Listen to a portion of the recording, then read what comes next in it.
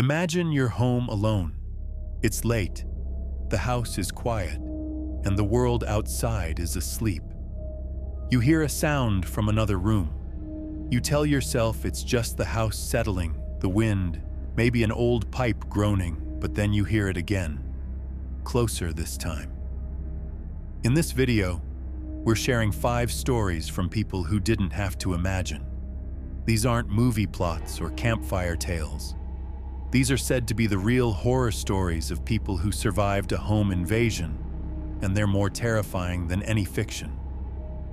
For many, the greatest fear is having unwanted guests in your home, the one place you're supposed to feel completely private and safe.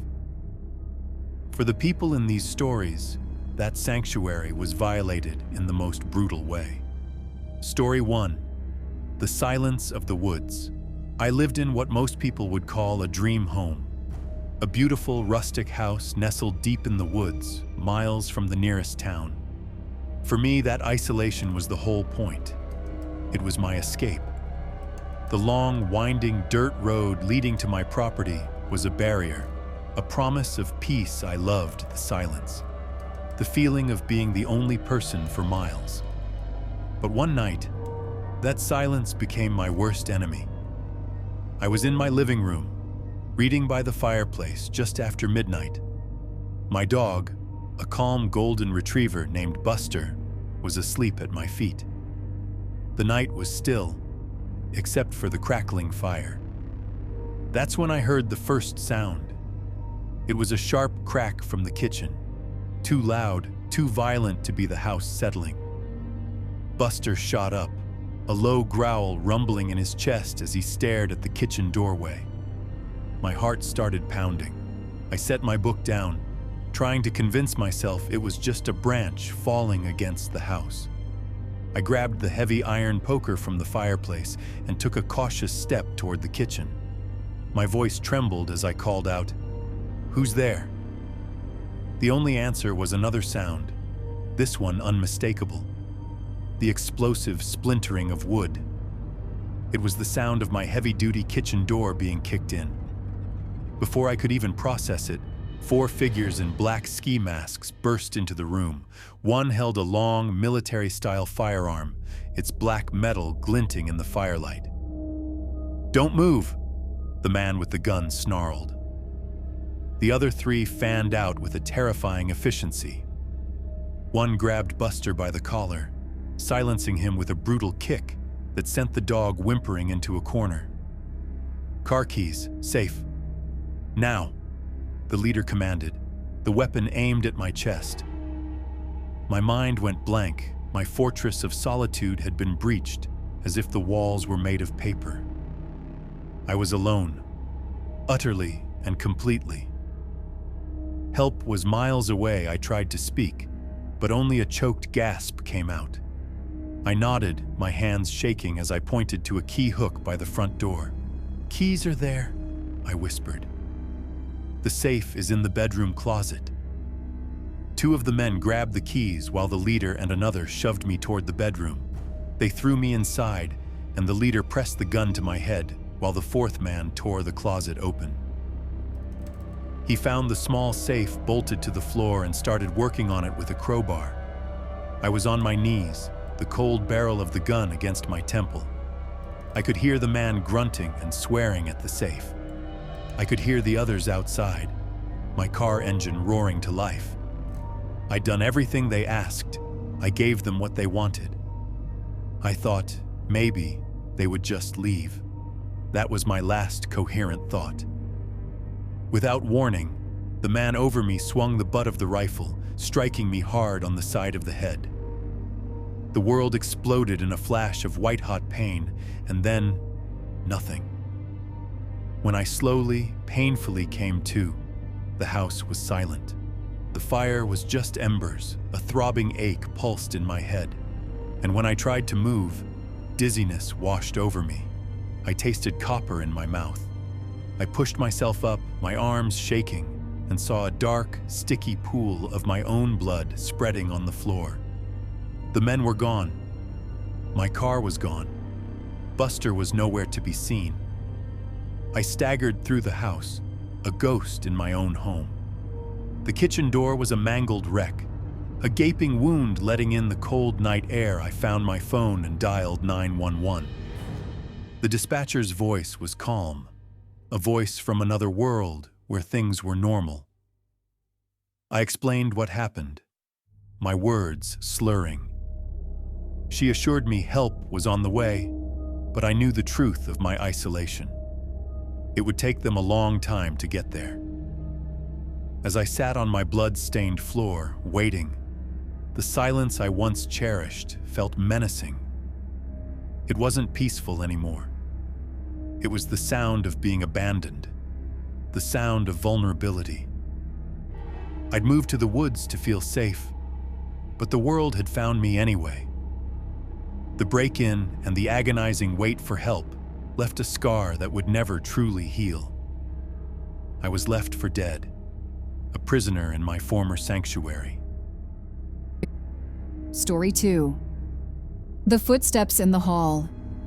This is a reminder that sometimes the most terrifying part of a home invasion isn't the confrontation, but the agonizing suspense of hearing an intruder getting closer. And closer. I lived in a quiet suburban neighborhood where everyone knew each other. It was the kind of place that felt safe. I was home alone one evening while my husband was on a business trip.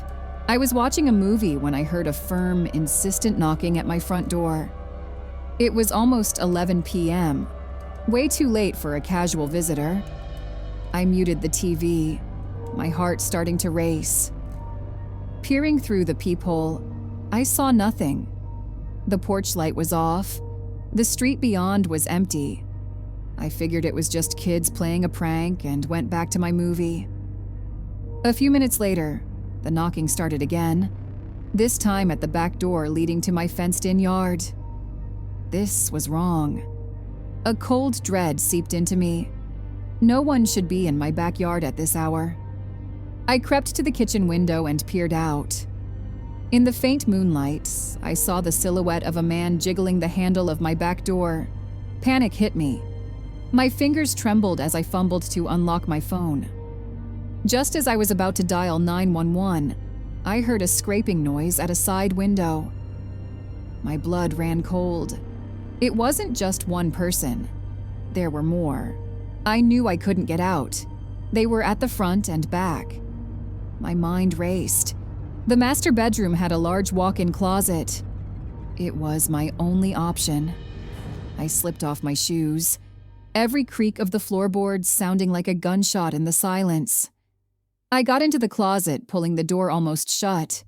Leaving just a sliver of an opening, I crawled into the far corner, pulled a pile of heavy blankets over myself, and finally dialed 911. 911, what is your emergency? The voice was a lifeline, I whispered, my voice cracking. Someone is trying to break into my house. I'm in the closet, please, hurry. The dispatcher was incredible, keeping her voice low and calm while assuring me that officers were on the way. She told me to stay on the line, but to stay silent. Then came the sound I was dreading, the sickening crash of a window shattering downstairs. They were in? My house was no longer mine. I stayed absolutely still, trying to control my panicked breathing. I could hear them moving around downstairs, drawers opening, things being thrown to the floor. I heard their voices, low and menacing. The worst moment came when I heard footsteps on the stairs. Thump, thump, thump. Slow, deliberate, they were coming up. I squeezed my eyes shut, praying like I'd never prayed before. I heard them go into my son's room, then the guest room. Finally, the footsteps stopped right outside my bedroom. The doorknob turned. The door swung open, and a large figure stood in the doorway. A dark, terrifying shape against the hall light. He paused, scanning the room. I held my breath, sure he could hear my heart hammering against my ribs. He took a step into the room. Then another. He was moving towards the closet. This was it. He was going to find me. He was just feet away when a second voice called out from downstairs. A sharp, urgent whisper. The man in the bedroom froze. After a moment, he walked out. I heard them exchange a few hushed words, then the sound of them scrambling back downstairs. A moment later, new voices shouted, "Police, show me your hands!" Red and blue lights flashed through the window, painting the walls in frantic colors. I didn't move until I heard an officer call my name. I was safe. But the experience of hiding, listening to those footsteps getting closer and closer, was a kind of psychological terror I would never forget. Story 3. A message written in steel. Some home invasions are violent, while others are terrifying games of hide and seek. But this next story is different. The horror comes from the cold, calculated message the intruders left behind. My wife, Sarah, our 2 young children, and I had just returned from a 2-week vacation. As we pulled into our driveway, tired but happy, I put the key in the front door and noticed something was off. The deadbolt wasn't engaged.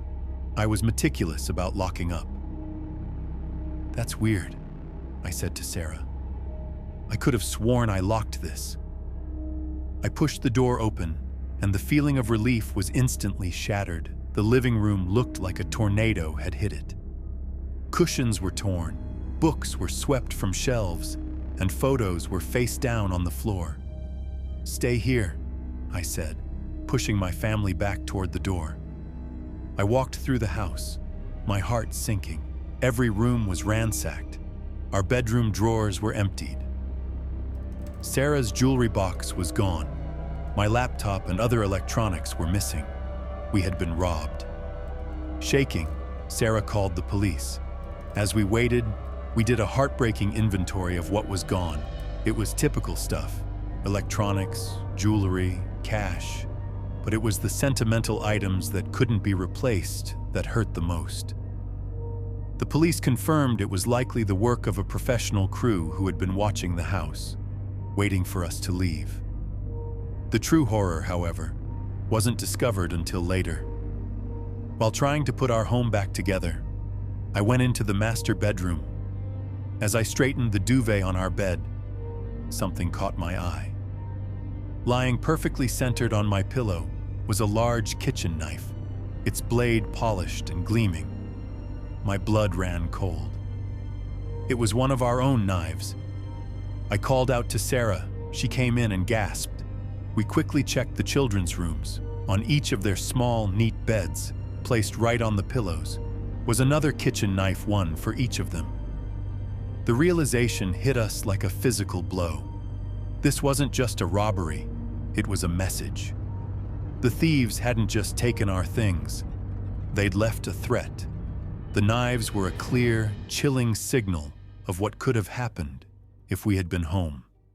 That night, we went to a hotel. The image of those knives burned into our minds. The invasion was no longer about stolen property. It was a deeply personal violation, an attack designed to inflict maximum fear. The thieves had told us in no uncertain terms, "We were here, we can get to you. We can get to your children." In the weeks that followed, we installed a state-of-the-art security system, but the peace of mind never came. Sarah couldn't sleep, jumping at every small sound. The children had nightmares. Our home, once a sanctuary, now felt like a crime scene. The knives had been taken as evidence, but their presence lingered like a ghost. What was truly stolen was our sense of security, a trauma that no alarm system could ever fix. Story 4. The Man in the Window. Home invasions often happen in darkness, but this story is a chilling reminder they can happen in the bright light of day, turning a normal afternoon into a moment of pure terror. It was a sunny Tuesday afternoon. My daughter Jessica was at work, and I was home alone, gardening in the backyard.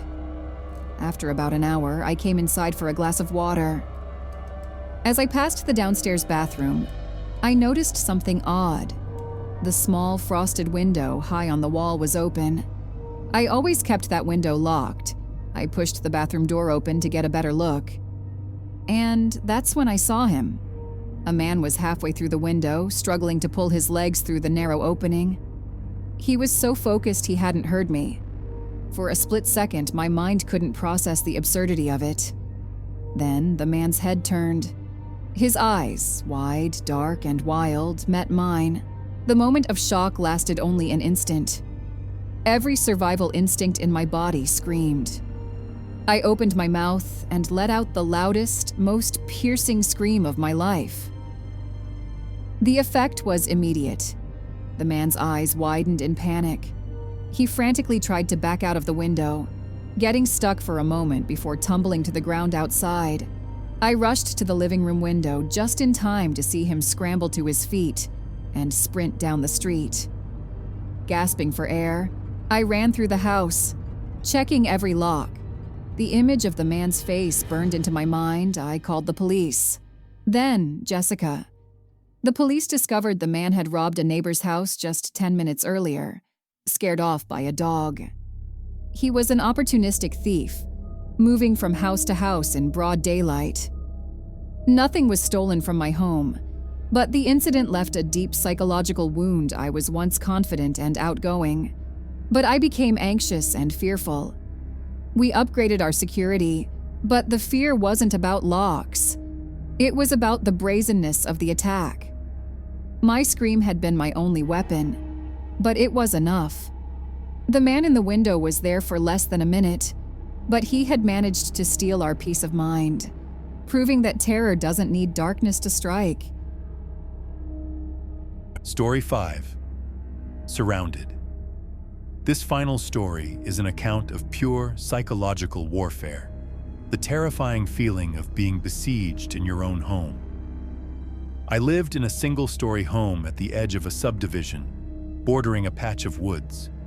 It was a little after 1 a.m., and I was working on my laptop in my home office at the front of the house. I first knew something was wrong when I heard a soft thud against the back of the house, followed by the metallic scrape of someone trying to pry open a window. My blood went cold. I peered through my office blinds and saw a dark figure moving along the side of my house.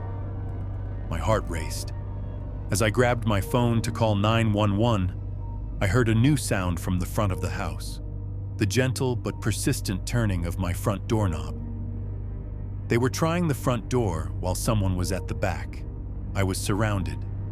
These weren't amateurs. They were working together. I crept silently into a small linen closet in the central hallway. It was dark and cramped, but it was away from the exterior walls. I slipped inside, pulled the door shut, and finally dialed 911. I spoke in a desperate whisper, explaining that men were trying to break into my home from all sides. The dispatcher stayed on the line, relaying information to officers. I could hear her calm voice, but it was drowned out by the terrifying symphony of my home being assaulted. I could hear them at the windows on both sides of the house, rattling the sliding glass door to my back patio. It felt like a siege. I was trapped, listening to predators circling my home, knowing it was only a matter of time before they got in. The sounds escalated from gentle probing to forceful, angry shoves. They were getting impatient. And then, the sound that shattered my hope. Glass shattering at the back of the house. They had broken the patio door. They were inside. Silence. For a few horrifying seconds, the only sound was the frantic beating of my own heart. Then, I heard their footsteps crunching on broken glass. I heard their low voices as they began moving through the house, checking rooms, getting closer. I squeezed my eyes shut, bracing for the closet door to be thrown open. Suddenly, loud shouts erupted from the front of the house. "Police! Don't move!" The footsteps inside turned from a confident search into a panicked scramble. I heard shouting, a crash, and then the sound of people running. When an officer finally opened the closet door and shone a flashlight on my face, the relief was so overwhelming I almost collapsed. The police had arrived just in time.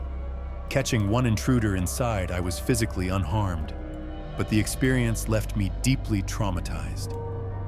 The feeling of being surrounded, of listening as a coordinated assault turned my safe haven into a cage, was a unique and profound form of terror I would never forget.